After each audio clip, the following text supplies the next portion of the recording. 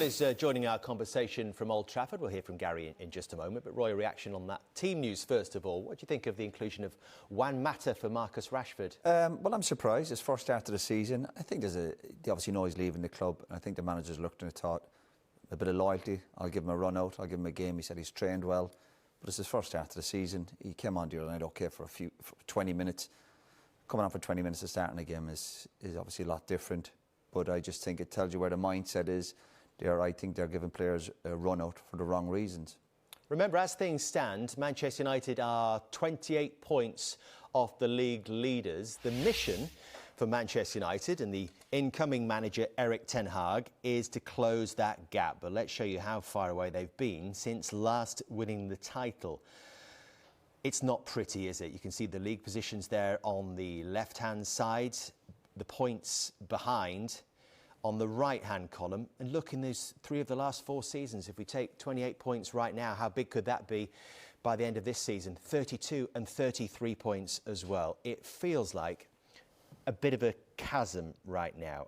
We've also heard from Ralph Rangnick in his programme notes tonight, Roy, saying this is not the fall of Manchester United. This is a stumble along the way. But when you see those numbers, does it feel a long way back? Yeah, it's ugly, that. It does look, whatever way you look at it, you mentioned stats, it's not good. And we know it's a long way back from Man United, but of course there is a way back. And maybe the new manager coming in, it's a good time because you're thinking, I always think you can't get any worse, you know. But if he goes in, I think it's the points total that worries me, to be so far behind. Even last year where you're thinking, Ollie Dunn finished second, it's the points are such a big gap. Big problem for Man United, whatever issues they've got. And then you look, of course, you have to look at where Man City are, where Liverpool are. We're talking about Man United rebuilding, as if Liverpool and Man City and these other teams are going to take it easy over the summer. They're going to reinvest. They're going to get players in. They're going to get stronger. Klopp is staying up. Pep might stay on. But we go back to it. When he comes in, I think recruitment. He's got to get the right players in, the right characters, and get players out the door. Because the last few years just haven't been good enough. It's, again, how many times can you say it? And the biggest worry for me when they've had these disappointments is the reaction. I don't think they've shown that there's been real lack of leadership. And I go back to it, whatever about talent, not enough characters in that dressing room. Well, we know the two they're chasing, Liverpool and Manchester City, Jamie. Manchester City serial winners. But could you make a comparison with the job that Erik ten Hag has coming into Manchester United to the challenge that Jurgen Klopp faced when he went into Liverpool? Yeah, I think it's very similar, really is. And I think it was possibly a harder job for Jurgen Klopp, because I think the funds for any Manchester United manager we've seen over the last 10 years and going forward will be possibly a lot more than what Jurgen Klopp had when he first came in. But people talk about how long it should take Ten Hag or any top manager at a top club, and there's talk of Liverpool and Man City being 5 years. Someone even mentioned 10 years ahead of Manchester United. I think it's absolute rubbish. I really do. And I think a top manager gets a top club back on track within a couple of years. That's not saying to win the title or the Champions League, but to get them back on track where they're competing. I just want to have a little look at sort of Jurgen Klopp, and we look at his first season. He came in the October, and you see where Liverpool finished 8th. And in some ways, it'd probably be better for United if they finish 8th this season and there's no European football. But still got to a Europa League final. Beat sort of Manchester United on the way, Villarreal, Borussia Dortmund, sort of something where you think, there's something happening here.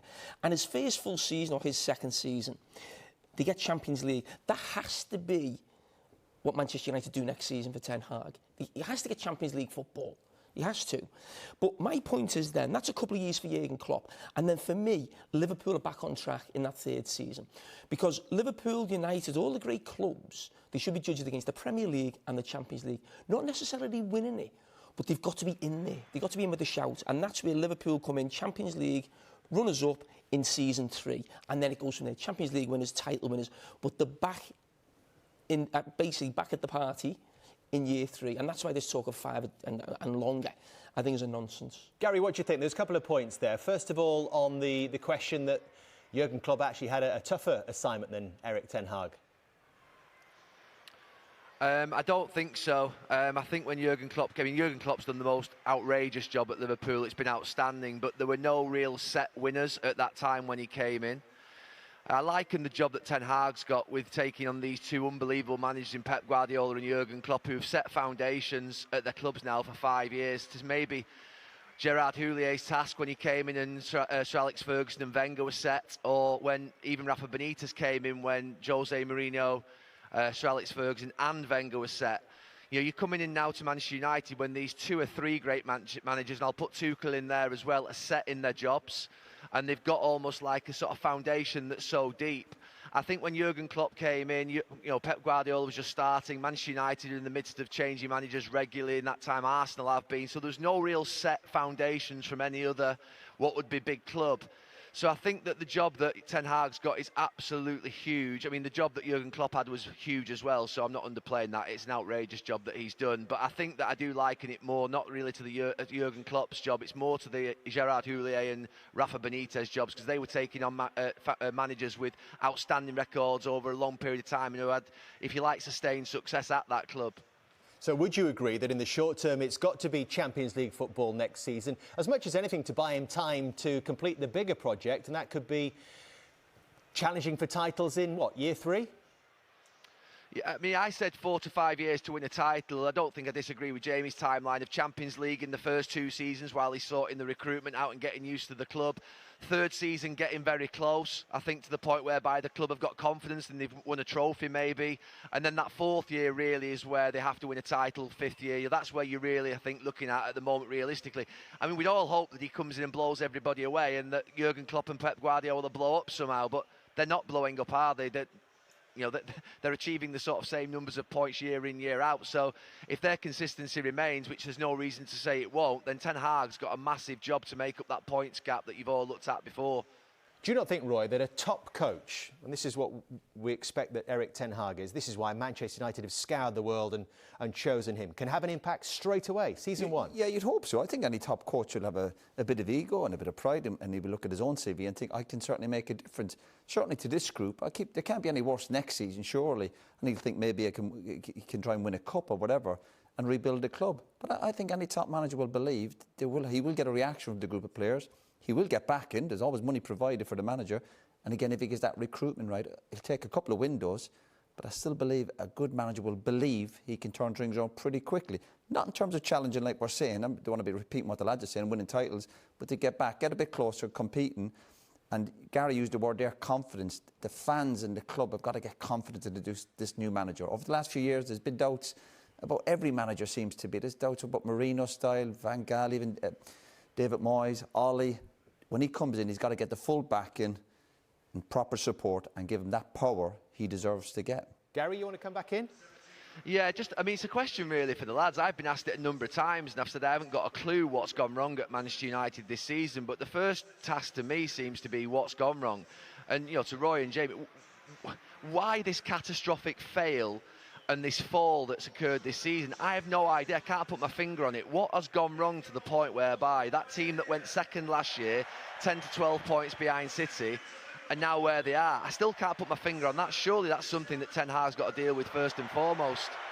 Well, I think it's really interesting that, obviously, some of the lads know really well. Paul Scholes mentioned how toxic the dressing room was. He got that off, I think, Jesse Lingard. Now, under Ole Gunnar Solskjaer, there was something about Manchester United. They were nowhere near as good as sort of Liverpool or City, but you looked at the group and it looked like decent lads or a decent type of group. I don't know.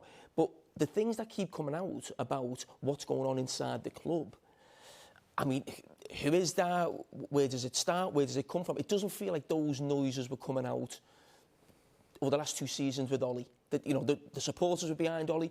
He was never at the level of Jurgen Klopp or Pep Guardiola and was never really going to overtake them. But it felt like something was just building, getting to semi-finals, getting closer. And it felt like there was something, I don't know if you agree, Roy, but that for me, you keep talking about dressing rooms to me.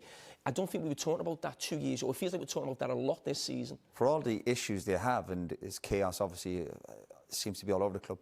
But if you haven't got a decent dressing room, forget about it. You're in trouble anyway. Whatever about the talent and boardroom levels and problems with the manager, you've got to have a decent dressing room. I go back to it.